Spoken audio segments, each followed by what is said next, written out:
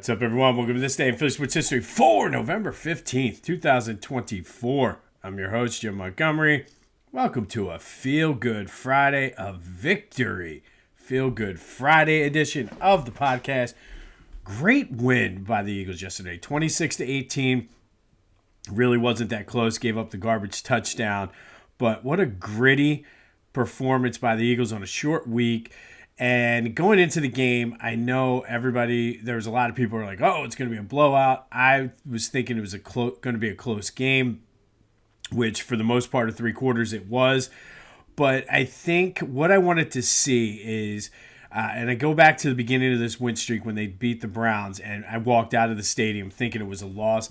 I was okay with it if it was a close game and they struggled, but I wanted to make sure I left, or I didn't leave, but turned off the TV knowing that the Eagles were the better team. And I do have that feeling. They showed good fight. It was not pretty.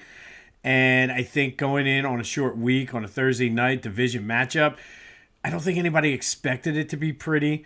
But like I said, I went to bed feeling that they were the better team, and I think that's the key takeaway for this game. And they persevered. The defense was just, outstanding. More on that in a minute. But a good win. The Eagles are now 8-2, 6 games in a row in first place in the NFC East with a nice little break now. And you have Detroit, but I think you have to consider the Eagles right there. Maybe you put Detroit at the top, but the Eagles are not far behind them in the NFC right now. Not the way they were playing. They showed me a lot last night. Like I said, it wasn't pretty. Didn't expect it to be pretty, but the way they just fought through it and overcame some bad calls by the refs and just imposed their will when they had to and just said enough is enough, we're ending this game. I think that is the key takeaway. So let's go back and visit the three keys. This is where if we had a sponsor, I would say three keys to the game, but we don't have a sponsor, so still looking for a sponsor for the three keys here. But the first key was contain Jaden Daniels and not let him beat you with his legs. I think they did a phenomenal job of slowing him down. Only 18 rushing yards, only the second time this season he hasn't gone for over 20. And didn't do much passing. The secondary was just lights out all over the receivers. The receivers only had 4 catches for 28 yards. They sacked Jaden Daniels 3 times. It seemed like he was always under some type of pressure, and I think they hit that key very, very well. Second key to the game was take advantage of the secondary. AJ and Devontae didn't have great games. I think Jalen was a little bit off yesterday, and I don't know, but I think he may have had a concussion or got his bell rung a little bit on that sack to start the second quarter. Like he went to the blue tent after the sack in the red zone near the end of the second quarter, but I really think he got pretty banged up, I think, on that sack. But AJ 5 catches, 65 yards. Devontae 4 for 29. Barkley and Goddard did a nice job catching the ball as well. But they didn't really take advantage, and I think Washington had a good game plan for them. I mean, sometimes it's going to happen, but like I said, the way they showed the grit and just overcame all that, that was the key to the game. And then the third, I said play smart. Don't turn the ball over. No stupid penalties. No turnovers yet again. They only took 4 penalties, and one of them was questionable at best, the pass interference on Cooper DeJean. More on that here in a minute. But they played smart football. They played clean football, and I think that was very important in a game that we figured was going to be close, and it was until the end.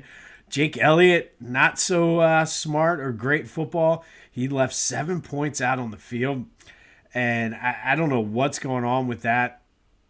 But credit to Nick Sirianni for sticking with him. Credit for Nick Sirianni for not panicking and just starting to go for every fourth down and go for twos. He coached a smart game, and I think overall the Eagles played a very good, clean, smart game yesterday. So those were the 3 keys to the game yesterday. All right, just a couple quick notes I had as I was jotting them down throughout the game. I think there's something that needs to be done.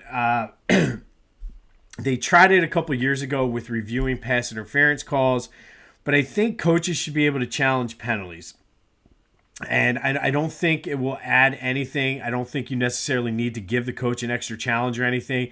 Keep it within the way it is now, where you get 2 challenges per game, you win both, you get the third. But that Cooper DeJean pass interference was just non-existent.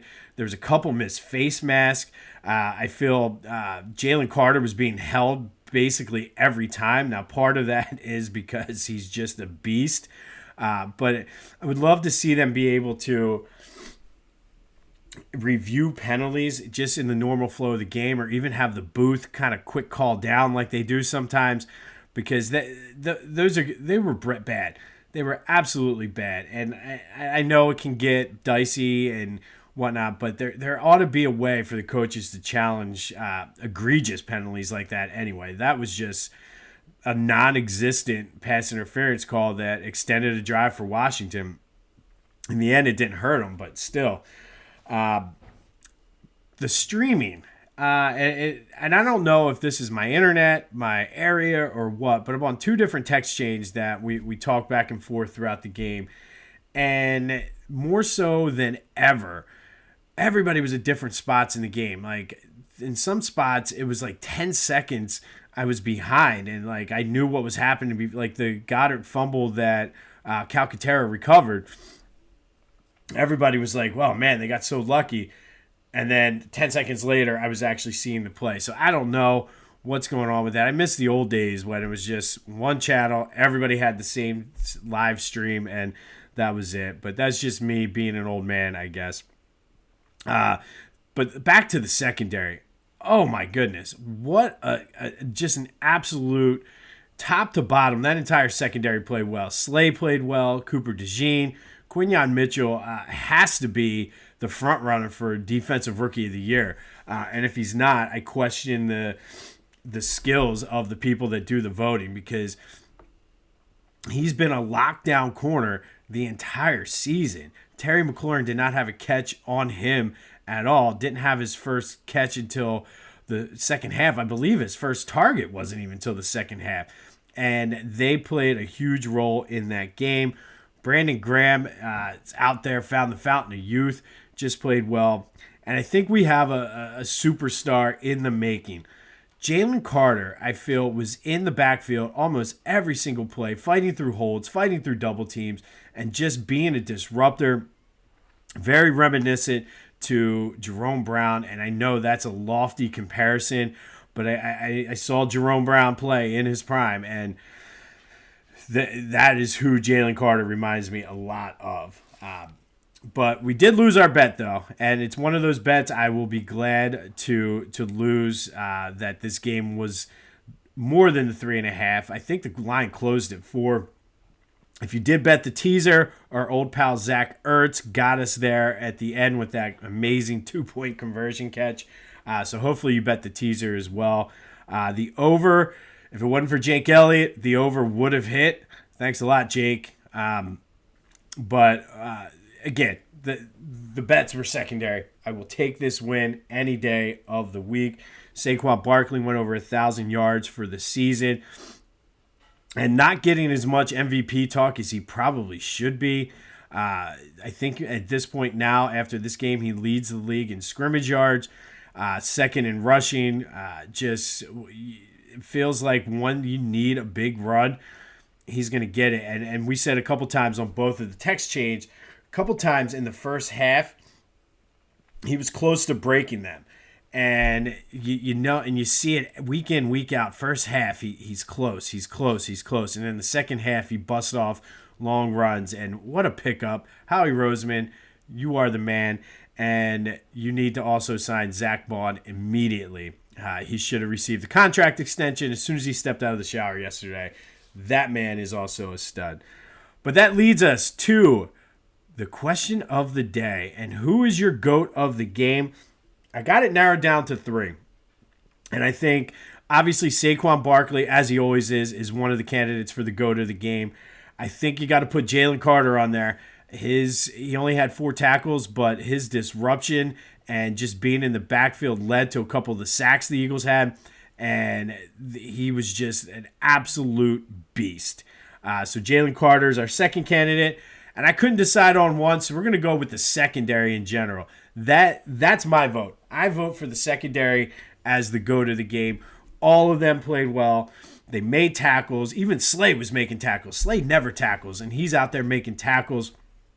They shut down Washington's receivers, and I think they were the GOATs of the game. But what do you think? 267-495-8531. That'll get you in on the Back to the Future voice and text line. Who's your GOAT of the game? Is it somebody that I didn't even mention? Saquon, Jalen, or the secondary?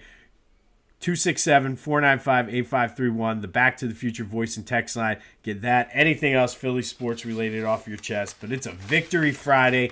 Let's enjoy it. We have 10 days off now before we even have to worry about football, before we go out to L.A.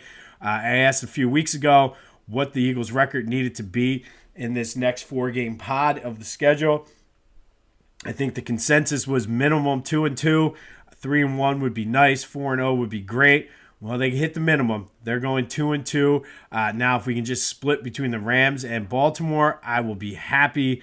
But we have a weekend of stress-free football on a Victory Friday. But let me know who your GOAT of the game is on the Back to the Future voice and text line or any of my social media. And it's either Saquon, Jalen Carter, or the secondary. Get your votes in, and let's have some fun on a Victory Friday.